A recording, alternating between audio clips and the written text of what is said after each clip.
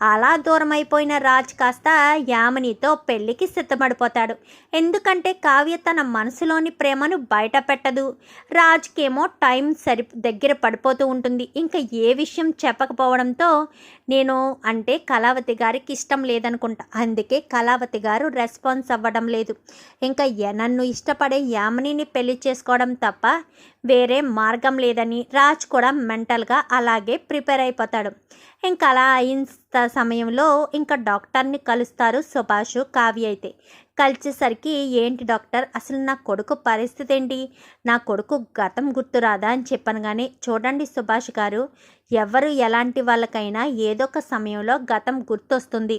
ఏమో పెళ్లి సమయం అంటున్నారు, వేద మంత్రాలు ఆ చెవులకి వినబడినప్పుడైనా ఇంతకుముందు ఒకసారి వేద మంత్రాలు తన చెవులకి వినిపించినట్టుగా అనిపిస్తే అప్పుడైనా గతం గుర్తు రావచ్చు అని చెప్పాను. కానీ మరి గతం గుర్తు రావాలంటే ఏం చేయాలి అనేసరికి ఇంతకుముందు తను ఎలా అయితే పెళ్లి చేసుకున్నాడో ఆ రకంగానే రీక్రియేట్ చేయండి, అలా చేస్తే ఖచ్చితంగా తనకి గతం గుర్తొచ్చే అవకాశం ఉంది అని చెప్పాను. కానీ అంటే అని చెప్పనేసరికి అమ్మ కావ్య, నువ్వు పెళ్ళిలో ఫస్ట్ ఎలా కూర్చున్నావు అనగానే ముసుగు వేసుకుని కూర్చున్నాను అని చెప్పనేసరికి అయితే ఆ పెళ్లి కూతురు కూడా ముసుగు వేసుకుని కూర్చునేటట్టుగా చేయండి అనగానే అలా ఎలా అవుతుంది మామయ్య, యామినిని ముసుగు వేసుకుని కూర్చోమని ఎవరు చెప్తారు, అసలు మనకు సహాయం చేసే వాళ్ళు ఎవరున్నారు అని చెప్పాను. కానీ అదే ఆలోచించాలి అని చెప్పనేసరికి యామిని తండ్రి కాస్త కావ్యతో మాట్లాడడానికి కావ్యకు ఫోన్ చేస్తాడు. ఫోన్ చేసేసరికి హలో అనగానే నేను యామిని నాన్ననమ్మా అని చెప్పనేసరికి మీరు నాకు ఫోన్ చేశారేంటి అనగానే నేను మీతో మాట్లాడాలమ్మా అని చెప్పనేసరికి ఇంకా సుభాష్ ఇటు కావ్య యామిని వాళ్ళ నాన్నని కలవడానికి వెళ్తారు. అమ్మ కావ్య, నీకు అన్యాయం చేస్తున్నానని నాకు అర్థమవుతుంది, కానీ నా కూతురు ఎన్ని రకాలుగా చెప్పినా వినిపించుకోవట్లేదు. రాజ్ మాత్రం మనసా వాచా కర్మన నిన్నే ఇష్టపడుతున్నాడు. నీకు రాజ్కి ఏదో సంబంధం ఉందని అనుకుంటున్నాడు, కానీ తన గతాన్ని తను గుర్తు చేసుకోలేకపోతున్నాడు. రాజుని నువ్వే మామూలు మనిషిని చేయాలమ్మా అని చెప్పాను. కానీ అది నా వల్ల కావడం లేదండి. ఆయనకి గతం గుర్తు చేసే ప్రయత్నం చేస్తే ఆయన ప్రాణానికే ప్రమాదం. అలా జరగకూడదన్న ఉద్దేశంతోనే నేను ఏమీ చేయలేకపోతున్నాను అనగానే నా కూతురు లాంటి భార్య తనకి ఎప్పటికీ దక్కకూడదు. తనకు కావాల్సింది తనకు మాత్రమే దక్కాలనే ఒక మెంటాలిటీ, అదే మెంటాలిటీతో తర్వాత ఉంటే తను చాలా ఇబ్బంది పడతాడు. అయినా నా కూతురు లాంటి దానివే నువ్వు కూడా కదా, నీ మెడలో తాళి కట్టిన రాజు నీకు అన్యాయం చేస్తూ ఉంటే నేను మాత్రం ఎలా చూస్తూ ఊరుకుంటాను. మీకు ఎలాంటి సహాయం చేయాలన్నా నేను చేస్తాను అని చెప్పనేసరికి సరే అని ఇంకా బయట ఉండగానే ఈలోపు నర్సు కాస్త కావ్యాన్ని పిలుస్తుంది. పిలిచనేసరికి మీరు మాట్లాడుతూ ఉండండి మావయ్య, నేను ఇప్పుడే వస్తానంటూ డాక్టర్ దగ్గరికి వెళ్తారు. చెప్పండి డాక్టర్ అనగానే ఒక ట్యాబ్లెట్ ఉంది కావ్య, ఆ ట్యాబ్లెట్ కనుక వేస్తే ఖచ్చితంగా గతం గుర్తు రావచ్చు, లేదా పూర్తిగా ఇప్పుడు పరిస్థితిని కూడా పూర్తిగా మార్చేయచ్చు. మరి దానికి రిస్క్ అయితే తీసుకోవాలి, గతం గుర్తొచ్చే అవకాశాలే ఎక్కువ ఉన్నాయి అని చెప్పనేసరికి సరేనని ట్యాబ్లెట్ ఇవ్వమంటుంది. ఆ ట్యాబ్లెట్ చాలా కాస్ట్ అనగానే తెప్పించండి అనేసరికి ట్యాబ్లెట్ని కాస్త తెప్పిస్తాను అని డాక్టర్ చెప్తారు.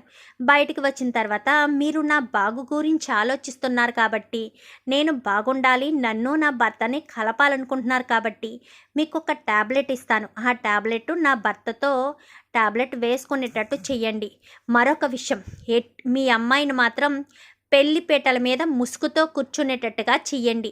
అలా చేస్తే నా భర్తకు పెళ్లిపీటల మీదే గతం గుర్తొస్తుందనగానే సరేనమ్మా, దానికి నేనేదో ఏదో ఒక ప్లాన్ చేస్తాను, పెళ్లిపీటల మీద ముసుగుతోటే కూర్చునేటట్టుగా చేస్తాను అని చెప్పి యామిని తండ్రి అయితే చెప్తాడు. ఈలోపు నర్స్ అయితే ఒక 2 days తర్వాత ట్యాబ్లెట్ తెప్పించేసరికి ఆ ట్యాబ్లెట్ని కాస్త యామిని తండ్రికి ఇస్తారు. ఈ ట్యాబ్లెట్ ఎట్టి పరిస్థితుల్లో ఆయన తాగే దాంట్లో ఎందులైనా కలిపేసి ఇవ్వండి అంకుల్, అది పెళ్ళి పీటల మీద కూర్చోవడానికి ముందు అని చెప్పాను. కానీ సరేనని చెప్పి యామిని తండ్రి కాస్త పెళ్ళికి ఇంకా 2 రోజులు మాత్రమే టైం ఉందని, రాజ్కి పెళ్లిపేటల మీదైనా గతం గుర్తు రావాలన్న ఉద్దేశంతో యామిని తండ్రి రాజ్తోనే ఉంటాడు. ఇంకా పెళ్లిపేటలు ఎక్కే సమయం టైం అవుతుంది. ఇంకా పెళ్లి కొడుకును తీసుకురండి అనగానే అప్పుడే జ్యూస్ తీసుకొస్తాడు యామిని తండ్రి అయితే. బాబు రామ్, ఈ జ్యూస్ తాగి పంతులు గారు పిలుస్తున్నారు వెళ్ళు అనగాని ఇప్పుడేం వద్దంకులు అని చెప్పాను. కానీ లేదు బాబు, పెళ్లిపేటల మీద కూర్చొని ముందు నోరు తీపి చేసుకుని కూర్చోవాలి, స్వీట్ తిన్నా దాహతేస్తుంది కాబట్టి అందుకే జ్యూస్ తీసుకొచ్చాను, కొంచెం ఎనర్జీగా కూడా ఉంటుంది, తాగు బాబు అనగానే సరే అంకుల్ అని చెప్పి జ్యూస్ తాగి బయలుదేరి వెళ్ళి పీటల మీద కూర్చుంటాడు. ఆ వేద మంత్రాలన్నీ కూడా తనకు ఇంతకు ముందు విన్నట్టుగా రీసౌండ్ వస్తూ ఉంటాయి. రీసౌండ్ వచ్చేసరికి అంటే ఇప్పుడు వేద మంత్రాలు, ఇప్పుడు బాజా భజంత్రీలు, ఇంతకు ముందు పెళ్లి జరిగినప్పుడు బాజా భజంత్రీలు రెండు కూడా ఒకటి బ్లాక్ అండ్ వైట్లోనూ ఒకటి కలర్లోనూ కనిపిస్తూ ఉంటాయి. అప్పుడే యామినిని ముసుగేసి తీసుకొస్తూ ఉంటారు.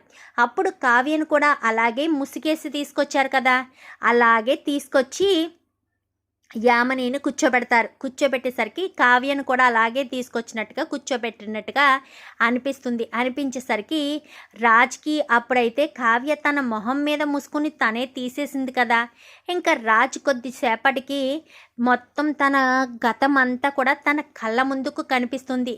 అదేంటి, నేను మళ్ళీ పెళ్లిపేటల మీద కూర్చున్నాను అని రాజు చుట్టూ చూసుకుంటాడు. చుట్టూ చూసుకునేసరికి అందరూ కూడా కొత్త కొత్తగా కనిపిస్తూ ఉంటారు.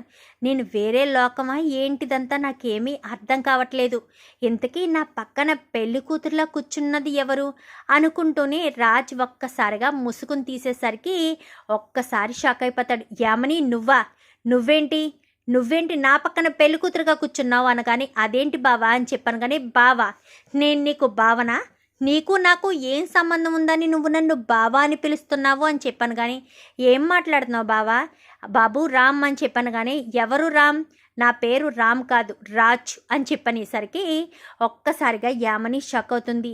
రాజ్ అనగానే ఏంటి యామిని, ఏంటి నాటకాలు, నువ్వు నా పక్కన పెళ్లి కూతురులా కూర్చోవడం ఏంటి, అసలు నువ్వు ఏం చేస్తున్నావో నీకేమైనా అర్థమవుతుందా అంటూ ఇంకా కావ్య రాజు యామిని నిలదీసేసరికి అదేంటి పెళ్లిపేటల వరకు వచ్చిన పెళ్ళికొడుకు ఎలా మాట్లాడుతున్నాడు అనగానే పెళ్లిపేటల వరకు నేను వచ్చానా, అసలు ఈ యామినిని పెళ్లి చేసుకోవాల్సిన అవసరం నాకేంటి, నాకు ఆల్రెడీ పెళ్లి జరిగింది, నేను దుగ్గరాలింటి వారసుని, నాకు ఆల్రెడీ కావ్య అనే అమ్మాయితో పెళ్లి జరిగిపోయింది, నేను పెళ్లిపేటల మీద ఇక్కడ కూర్చోవడం ఏంటి అంటూ ఇంకా తల మీద ఉన్న బాస్కం అన్నీ కూడా తీసేసి అక్కడ పల్లాలన్నీ కూడా పక్కకు జరిపేసి రాజ్ కాస్త వెళ్ళిపోతుంటాడు. బాబు రామ్ అనగానే ఎవరండి రామ్, అసలు మీరెవరు, నాకు ఇక్కడ యామిని తప్ప ఎవరూ తెలియదు, అసలు యామినిని పెళ్లి చేసుకోవాలన్న ఆలోచన నాకు లేదు, తనంటేనే ఇష్టం లేదు, తనను పెళ్లి చేసుకుంటానని ఎలా అనుకున్నారు, పైగా నాకు పెళ్ళయిందండి,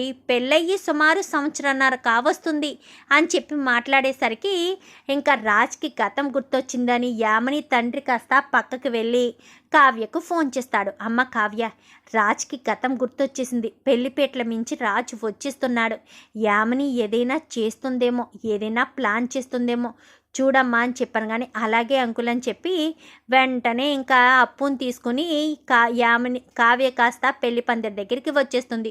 వచ్చేసేసరికి అప్పు పోలీస్ డ్రెస్లో ఉండగానే అప్పు నువ్వేంటి ఇక్కడ, ఏంటండి మీరు పెళ్లి బట్టల్లో ఉన్నారని. కానీ అదే నాకు అర్థం కావట్లేదు కళావతి, పెళ్లి బట్టల్లో తన పక్కన కూర్చోవడం ఏంటి, అసలు తనెవరు, తన పక్కన నేనెందుకు కూర్చున్నాను అనగాని యామిని మీకు తెలీదా అని చెప్పాను. కానీ యామిని తెలుసు, యామిని పక్కన నేను ఎందుకు కూర్చున్నానో అర్థం కావట్లేదు, అసలు యామినికి నాకు పెళ్ళేంటి, మన ఇద్దరికీ పెళ్ళి జరిగింది కదా, ఆ విషయం చెప్పలేదా, యామినితో నేనెలా పెళ్ళికి సిద్ధపడ్డాను అనగాని అదంతా పెద్ద కదండి, పదండి ఇంటికి వెళ్దామనగాని కావ్య అంటూ గట్టిగా పిలుస్తుంది.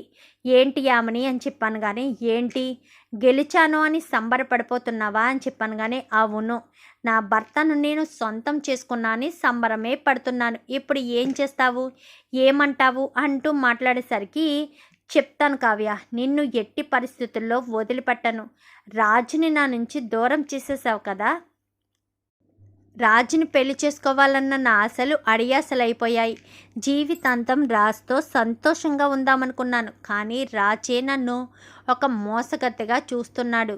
నేనింక ఎందుకు బ్రతకాలి అంటూ మాట్లాడేసరికి యామిని తండ్రి కాస్త చెంప చెల్లుమనిపిస్తాడు. నోరు మూసుకుని ఇంటికి పద. నువ్వు రాజ్ మీద మనసు పడ్డ రోజునే ఈ దెబ్బ వేసుంటే ఈరోజు ఇలాంటి పరిస్థితి వచ్చేది కాదు అంటూ యామిని తండ్రి కాస్త యామిని చేపట్టుకుని అక్కడి నుంచి తీసుకువెళ్ళిపోతాడు.